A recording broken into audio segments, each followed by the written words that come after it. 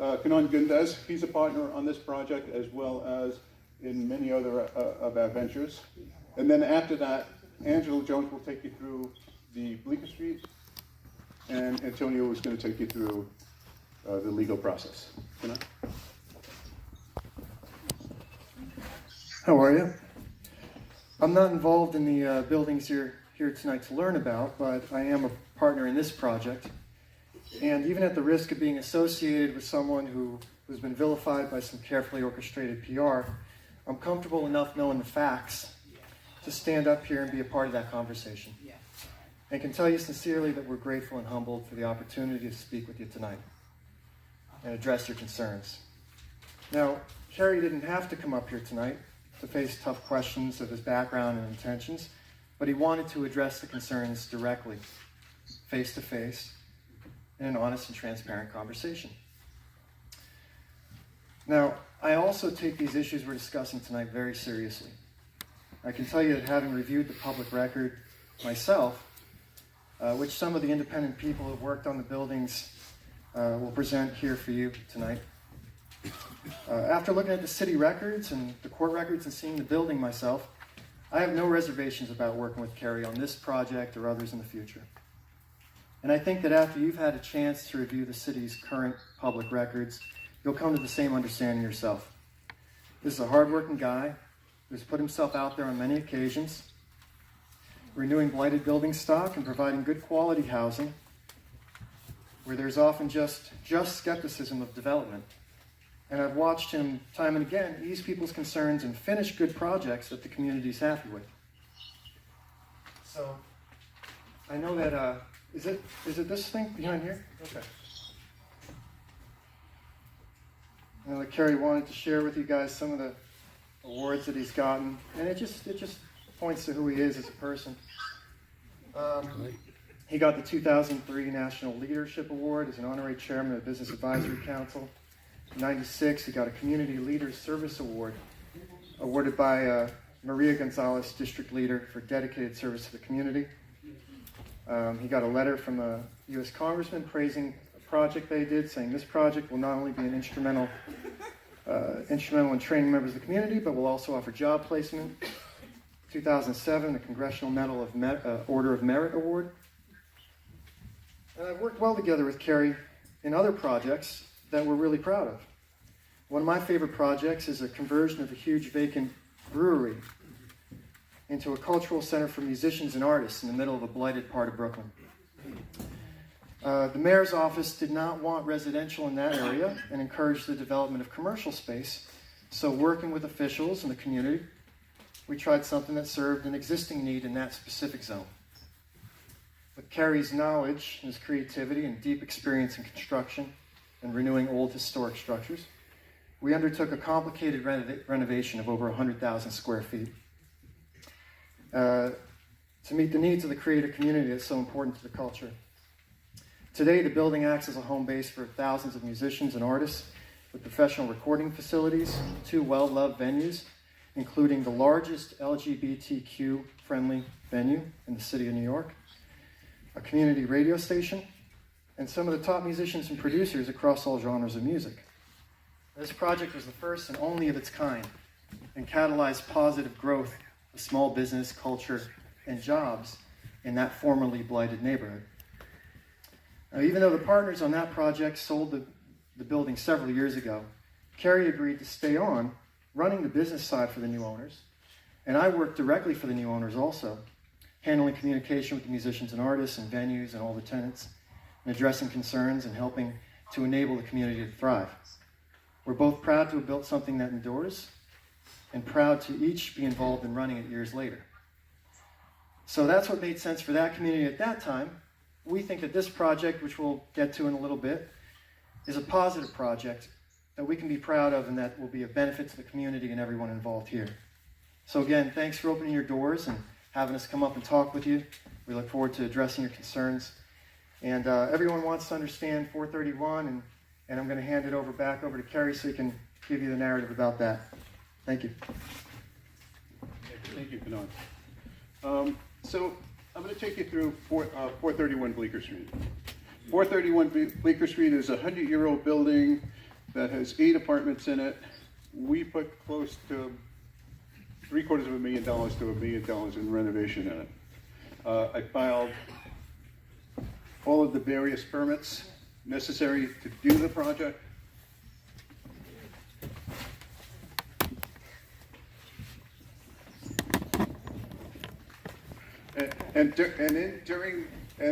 During this process, we have some existing tenants that were in the building that don't really want to see it renovated, who some of the apartments renovated, and what happened is that they called the building department on us and said that we were working in the building without permits, which was not true. And we have all of these permits that were in place at the time. The building department came down, they closed our site because they have to investigate it to see what the story is on that. At that time, we had 11 violations in that building.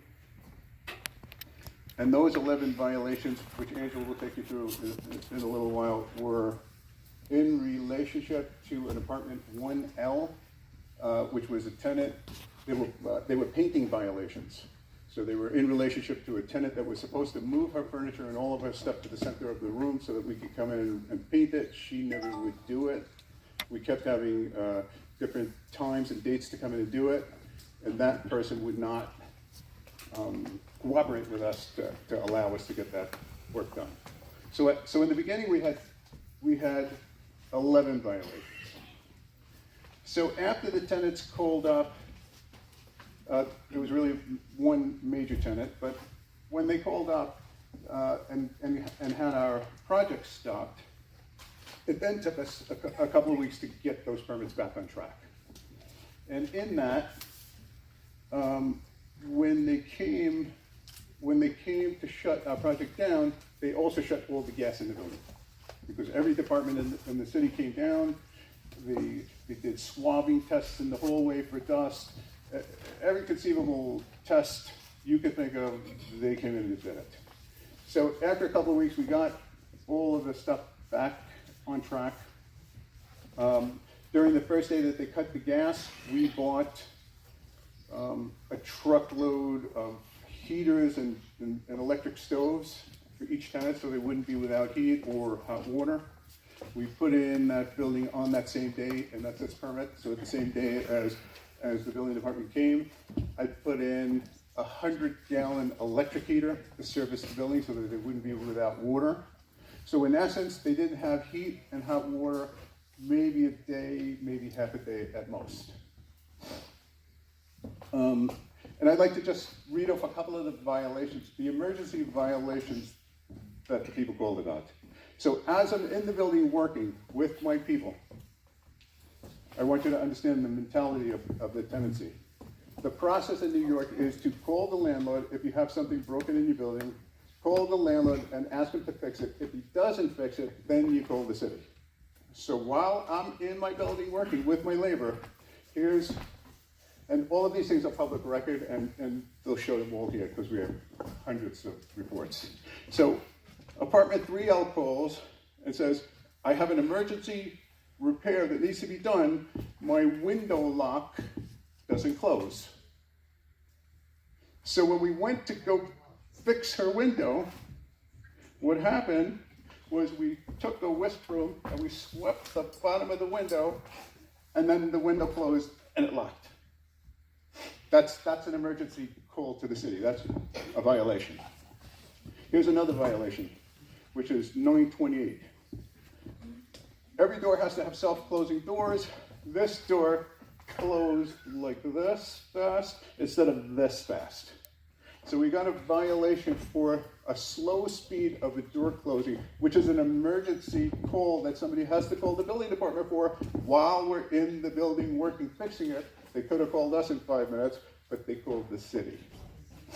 Okay, this went on countless times. The tenants stopped paying rent, and for about 3 or 4 months, they called the city every minute, every day, bombarding us with minor violations, and during that period of time would not allow us to fix it.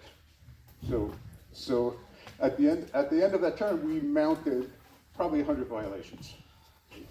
In that time frame, Angela's going to take you through all of those time frames of every single call that was given to the city with the documentation of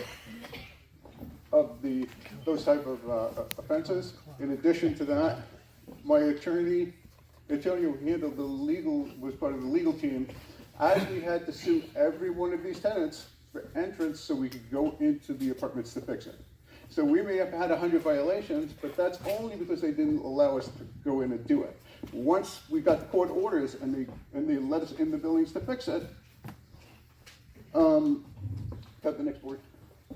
Once they let us in to fix it, there was 0 violations, none. Here's a picture of me standing with the police. This picture.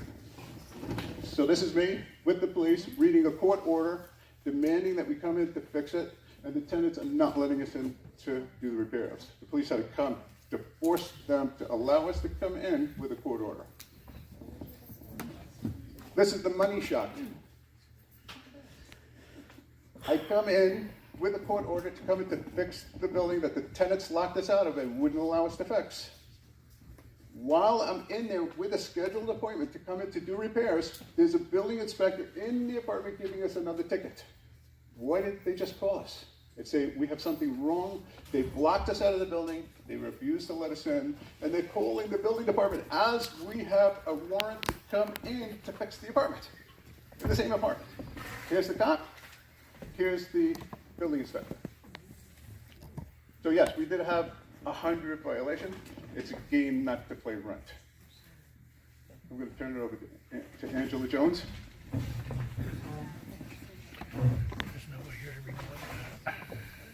Nope. This is not about Cedar East. We'll allow them to ask questions as soon as we can. We are not here to listen to this. How much more you need? Yeah, how much longer is in New York City? This isn't New York City. We don't care about your apartments. I would say that Yes, No, we're not here to listen to I this. understand We that. have Killing to the go clock. home. If you're attacking them, let them defend themselves a little We're bit, not and then we come attacking into on that. this at all. We have questions about this development. So, That is why we are turn- here. We have questions turn about the to the, development. the Please questions respect us as citizens and talk about the we have development. about We another have 4 questions minutes, for about you. another 4 or 5 minutes, and then We we'll don't know. We're not here. You don't need We don't live in New York City. We don't care about your apartments. So I think a lot of what you're going to be pertaining to will come from the audience. So they can ask questions now, and I think a lot of that will come back to you guys for answers. I think, and if for whatever reason the answers that you feel you need more time to speak on behalf of, I'll give you time. Did you want to speak on anything else other than the violation? Other than a violation? Well, yeah, we're prepared to talk about, answer any questions or concerns, to talk about the project. Do you want to bring up any of the actual ideas you have for the development before we finish this question? The development here, the third. I see you have a couple of designs. Yeah, absolutely. Well, the project is still in planning phases, but the general concept is to build good quality market rate housing. Not seeking pilot programs, not seeking any kind of subsidies, not seeking any kind of public money.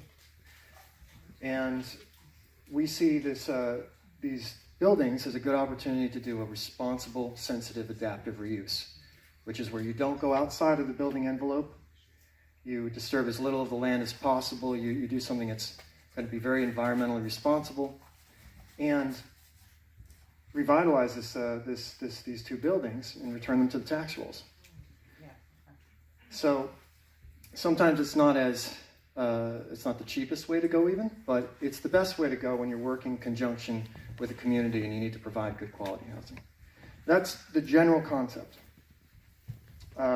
Overall, we're looking at about 46 units because that's what fits within the building, allowing for nice spacious units. And,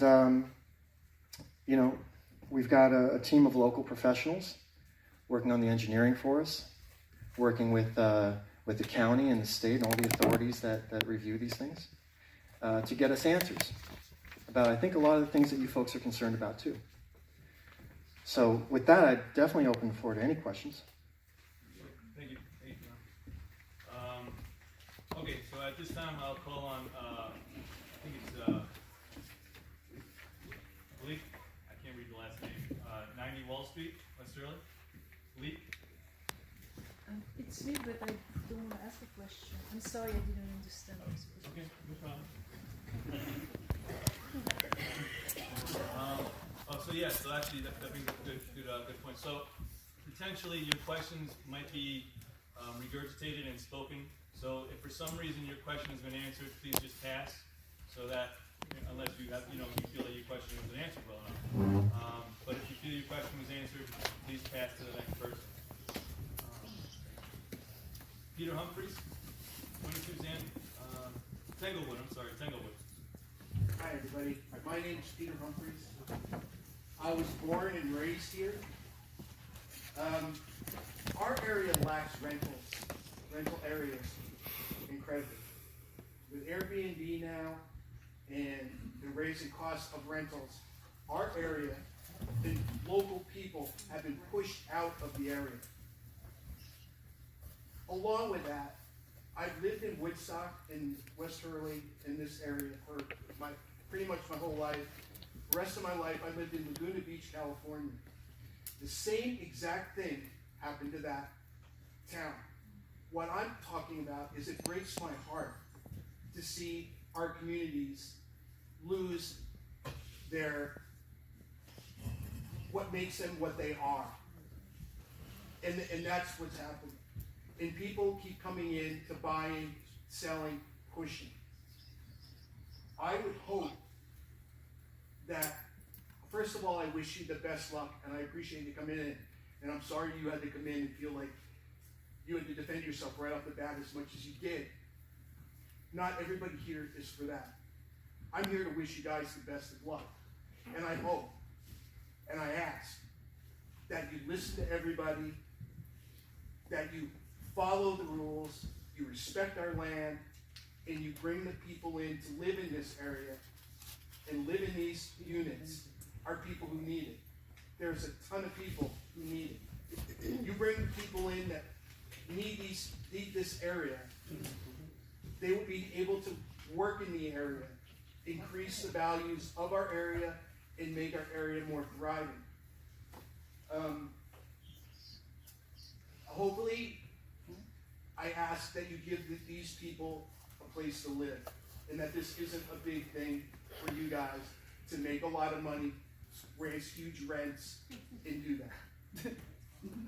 Everybody, I don't think laughing and mocking is doing anybody any good. If you have something to say at some point in time, say it. Otherwise, I don't really have any desire to hear people mocking and throwing out little murmurs. It just doesn't help anyone. I hope also that you use local workers. You really go in to use the local workers in this area and give these people jobs and an income to help improve people's way of life. By doing some of these things that I ask, I think people will start to see the truth of what you're saying, what you want. You live in High Falls. You live in this area for a reason. And I take it you moved out of the city because you like this area. Well, so do all of us. And we would like the same. In closing, I would like everybody in here who has something to speak from your hearts and think about what you're saying and what you're talking to these people. I grew up in this area my whole life, and I stopped calling Woodstock and call it NIMBY stuff. You can't get a damn thing done around here without everybody just wanting to go against everything. So, before you get up and attack these people, I hope that you ask legitimate questions, get legitimate answers. Time. Question. Yeah, what we want to do is, have the count like 3 minutes. Oh, it's actually done. Thank you, Peter. What was the question? Again, for those of you who came in late, The sign-in sheet to speak is in the back. Please sign in if you'd like to be heard. At this time, Bob Loomer, 360. I live at 360 Route 375. Again, as I said in our meeting, I'm not a fan of anybody telling me what to do with the property I pay taxes on. But in 07, I went to put my house in on my 5 acres then. And when I went to drill a well, I thought this hill up here was gonna literally hang me. My well is 360 some odd feet deep. I understand you just drilled a well over here, way over 450. What was the reasoning for drilling that well? There's already 2 there, and obviously for 46 units, I can probably answer it. Those 2 wells wouldn't be sufficient. Do you plan on putting water storage tanks in on this facility? How big is the footprint of your septic system gonna grow by? I see 1, 2, and 3 bedroom places possibly going in there. Have you spoke to the school system? Because right now, the 5th, 6th grade, they're actually making cuts. And they're gonna make our classrooms bigger, so our kids are gonna suffer here. So if you're doing 46 units over there, you should have perhaps talked to the school. I don't think you spoke to the firehouse. How big is your footprint for your parking, the impervious going to be? Where are you gonna send your drainage? You going back to your little farm there you built? I did that down there in 07. And I did that because I didn't want something right in my backyard. Maybe a house or 2 like I got Pine Street. The school over here, when you do the reconstruction, what are you gonna do about the asbestos in that? Are you gonna tent that entire building for the abatement of it? What about the fuel tanks in there? How many thousands of gallons of fuel are you gonna put in the ground over there? Have you spoken with the DEC? Go ahead. These are great questions, and they're questions that are on our minds as well. We're working with Richard Pretorius Conrad, local engineering firm, and I'm going to hand it over to him. Yeah, I'm Rich Pretorius and Conrad. There were probably 11 questions. So if I missed one or whatever, I mean, the first question about the well, there were actually 3 wells that existed on the property. 2 of them were didn't have enough yield. We have the main well that the school was using and that we're going to use for our primary source. And since we are classified as a public water supply, we need to have a backup well that has the same yield as the primary well in order to have 100% backup in case something goes wrong with the well. So the reason we drilled the new well was That existing well, your primary well, yes, how many feet deep is it? 300 and a little over 300. Just a little bit over 300. Right. So You drilled it to make sure that that building, you drilled it deep enough while the school still owns it, deep enough to guarantee that that would have the water it needed for those people. But what about all the other wells that are literally yards away? Well, first of all, I don't want anything misinterpreted here. You asked me about the existing well. Yeah. It's a touch over 300, What's the gallons per minute? What was the gallons per minute? about 10. And what are the gallons per minute on your 460? The 460 was, I think it was 8. Let me check. The 460 was 8.75. Can you point out where those wells are on that picture, please? No, I need a plan. Okay. No, I can show you where they are. the picture is, Use the tablecloth. we're gonna use a tablecloth. Here, use a napkin, I don't care.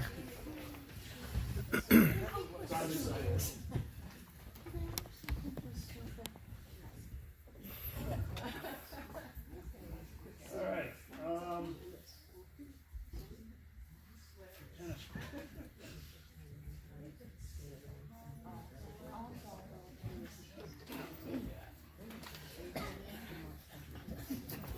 The existing well is right here. Honey, can you say it? It, I can show them where they are. do we have it on the plan? We don't. Okay. Is that Mike? No. That's Peter. Oh, that's Peter. Good. Is it any good? Oh, we got an answer. All right.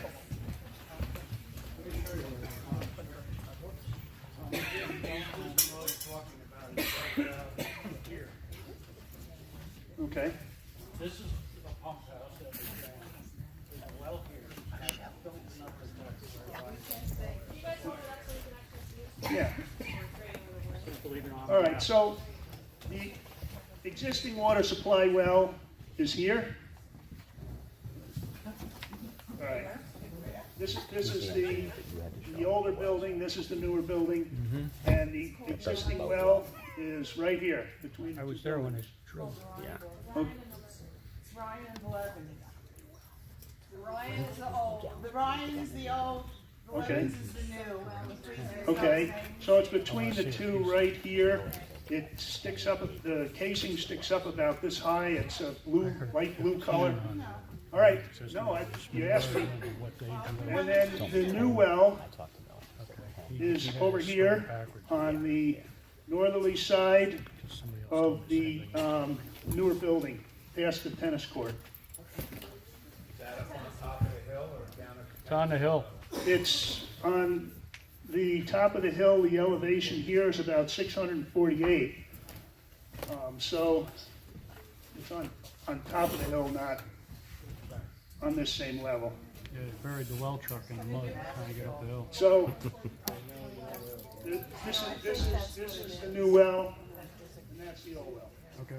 Okay, So the footprint of the septic system, how much is that? leave it up, leave it up. Why don't Leave we it just up, pin it on please. the wall?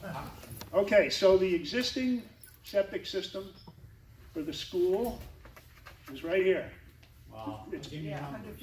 It's a sam, dimensions, The existing one now for the school is, how many square feet? let's see, it's 5,100 gallons a day, so it's about That was when it 5,000, was- That was when it was the school, it was 5,100 gallons a day? correct. And we are not increasing that flow by 1 gallon. Where's the one for the I Ryan don't building? understand, it's gonna be open, that building is gonna have to be occupied 24/7. The design flow of this septic system is for the school. We're using that same system and same design flow. For We are both not buildings? increasing the flow by a single gallon. Where's the Well, maybe one? you're not increasing it, but don't you think it's going to have to? No, How many kids went to that school? I've done the numbers, you know, this, They don't flush. Yeah. How about showers? well, How many showers did the kids take? Composting toilets. If it's one bedroom, at least one bathroom, one kitchen. there's 46 one-bedroom apartments. So how each come one- It says one, What's that? it says 1, 2, and 3 bedroom apartments, doesn't it? It does not. 46 one-bedroom apartments, the design flow is the same as the school. With the water saving devices, we expect the actual flow to be about 50% of what the design flow is. We're using the existing sand filter. We are not increasing the size of the septic system 1 square foot. Yes, sir. Like it wasn't meant to be taking showers and washing dishes, flushing the Yeah. Hold on. Wait. You know, this is a state health department issue. We are doing it in the process of their design. The fixtures today versus the flow rates that are required to design for are 50%. You're shaking your head. You are. How many gallons, when you flush the toilet, how many gallons did you flush down the toilet in 1960? How many? 1.8. 7. You know what? Questions for you, with all due respect, and we keep asking our questions. Yes, please. If you're going to argue with engineering information, you're going to get information back. So I think. Excuse me, I have the floor with the gentleman. Yes, you do. I've worked on some of your jobs. Okay, No disrespect. I understand. I do the septics for the DEP and stuff. Good, good. No, we The do other, a lot of those. it's one other thing I might have left out is, did you do an impact study as far as the traffic going ingress and egress from here to 375? We have not done any traffic studies yet. Has the This is early in the process. I We're understand still that. doing our due Maybe I could diligence. save them a lot of money and not do it, you know what I mean? And I'm not being smart by that, because there's a serious problem between Cedar Street and 375. We have I not had done 2 any people traffic that work hit on yet. bicycles there this year. Yeah, no, we have not done any traffic work yet. I mean, that is not an answer I can give you. So there's a couple other questions on the floor. One was parking, and 2 was the remediation of the asbestos and the mold. Okay, well, the parking I can address. We've basically laid this out with the new parking on this site plan. How many square feet did that increase by? It didn't. Okay. Really? We calculated the existing parking. We took some existing pavement. I misspoke there. We calculated the area of the existing pavement. We reconfigured the pavement. We basically want to keep the disturbance to a minimum. But as you know, you may have pavement here and have pavement way over there for a basketball court or a tennis court. Mm-hmm. But now, if you move A and B over here with C, you're covering more space in this area, so the water from that area, yeah, you open space up over there because you eliminate it, but when you move it to one spot, that one spot becomes bigger, so it's a bigger footprint. Yep. So, in other words, you're telling me the paved areas that you have right now, that is where they're going to be parking, or are you telling me you're gonna take the square footage of pavement that you have right now and perhaps move it all over there, or all over there? There are some areas that we've moved some pavement, but it's, when you say move all, but also understand that we have done the final design on this yet. We have not done the storm drainage analysis yet, and this all comes out in seeker. We haven't started the seeker process with the town yet. This is an informational meeting. I am not that far down the road in the design. Well, it's good then, so this way here, you know, No, my concerns and others. Exactly, So- exactly. I mean, And you know, So as I far like as to the know remediation goes over what, there, as far as the remediation goes over there, yeah. how is that gonna be handled?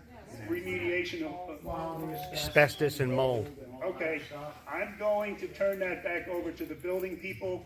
I am not involved in the rehab inside the building. Okay. As the engineer, they have another engineer or architect that handles that stuff. I am not an asbestos expert. I can tell you that some experience I've had with asbestos, but it doesn't pertain to this meeting, so I am not involved in the asbestos. So who's got the, Kenan? Can I just ask you one? Sure. Be real short. In your engineering already, have you looked at where the drainage water goes already?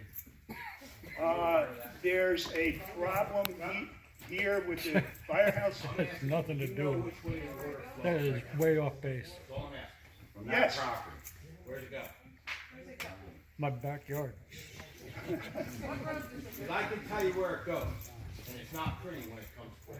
That's all I got to say. Yeah. Well, there's, DC would love to know that. understand that this is a large piece of property.